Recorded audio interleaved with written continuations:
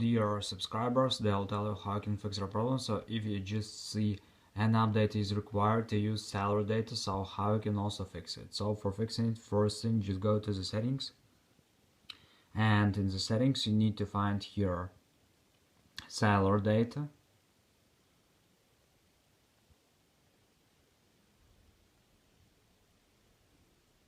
So just open Cellular data, just try to turn it off, wait for a second and just turn on again. So after you can try to turn on airplane mode, wait for a second and just turn it off. So another thing you can try to restart your phone. So just go to the general, just scroll down, just tap on shutdown, slide to power off, wait for a second and just power on your phone again. So just simple restart your phone. And if you still have the error, so you can also just try to update your phone. So just go to the general, just open software update, and if you see here available update, just tap on download and install and wait until it will successfully install the latest updates for your iPhone. So thanks for watching, have a nice day, subscribe to my channel, click like and bye.